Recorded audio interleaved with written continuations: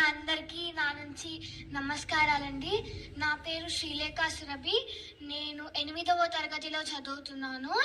ఇప్పుడు నేను భగవద్గీతలోని 15వ అధ్యాయాన్ని స్తుతించబోతున్నాను. ఓం శ్రీ పరమాత్మనే నమః. అత పంచదశోऽధ్యాయః పురుషోత్తమ ప్రాప్తి యోగః. శ్రీ భగవానువాచ ఊర్ధ్వమూలమదశాకం అశ్వత్థం ప్రాహురవ్యయం ఛందాంసి యస్య పర్ణాని యస్తం వేద స వేదవిత్. అతశ్చోర్ధ్వం ప్రసృతాస్తస్య శాఖాః గుణః ప్రవృత్తా విషయ ప్రవాలాః.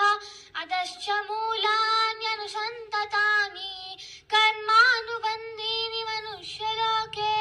న రూపమస్యేహ తథోపలభ్యతే నాంతో న ఛాదిన్న చ సంప్రతిష్ఠా. అశ్వత్థమేనం సువిరూఢమూలం అసంగశస్త్రేణ దృఢేన చిత్వా.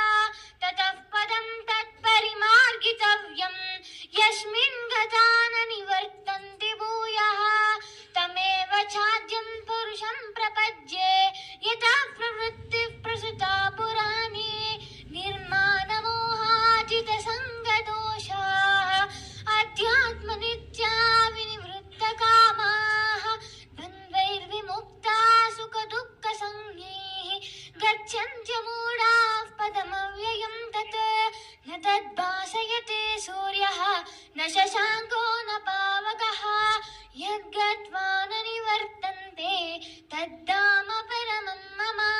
మమైవాంశో జీవలోకే జీవభూతః సనాతనః. మనఃషష్టానీంద్రియాణి ప్రకృతిస్థాని కర్షతే.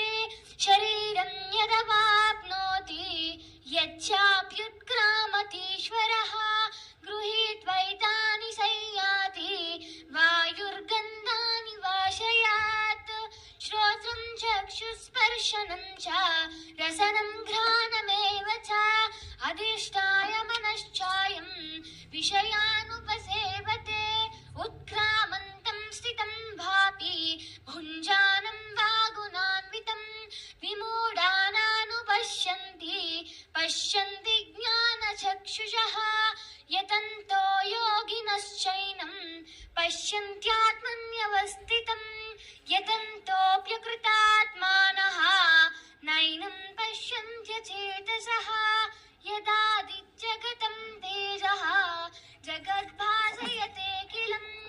యచ్చంద్రమసి యచ్చాగ్నౌ తత్తేజో విద్ధి మామకం. గామావిశ్య చ భూతాని ధారయామ్యహమోజసా. పుష్ణామి చౌషధీ సర్వాః సోమో భూత్వా రసాత్మకః. అహం వైశ్వానరో భూత్వా ప్రాణినాం దేహమాశ్రితః.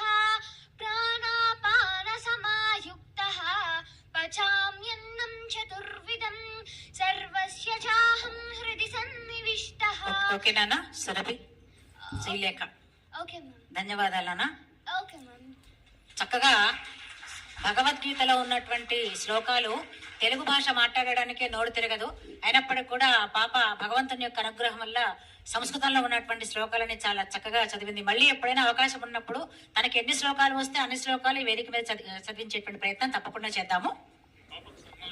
దయచేసి ఒక్క నిమిషం మీరు వెయిట్ చేయండి.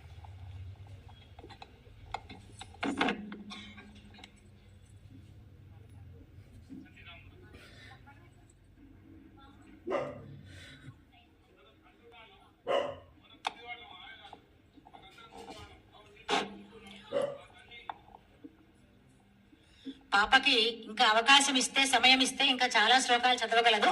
కాకపోతే ఇక్కడ మనకు సమయాభావాన్ని పెట్టుకొని మనకు తను మరొకసారి అవకాశాన్ని తప్పకుండా ఇద్దాము.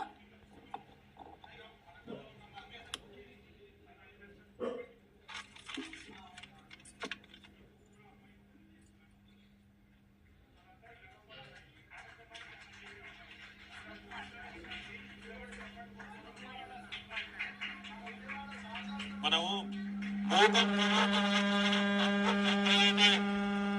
కథ అంటారు. మూకం కరోతి వాచారం అంటే మగవాళ్లను కూడా మంచి వాచారత్వం కలిగిన వాళ్ళను కూడా చేసేదే అమ్మవారు. పంగుం లంఘయతే యథా అని అంటే కాళ్లతో నడవలేని వాళ్లను కూడా పరిగెత్తించాలా చేయగలిగినటువంటిది ఆ యొక్క వాగ్దేవి యొక్క కృపా కటాక్ష వీక్షణాలు ఈ అమ్మాయిపై నిరంతరం నిరాఘాటంగా నిరంతరాయంగా నిర్విఘ్నంగా ఉండాలని అమ్మాయిని మనం మనస్ఫూర్తిగా ఆశీర్వదిద్దాం.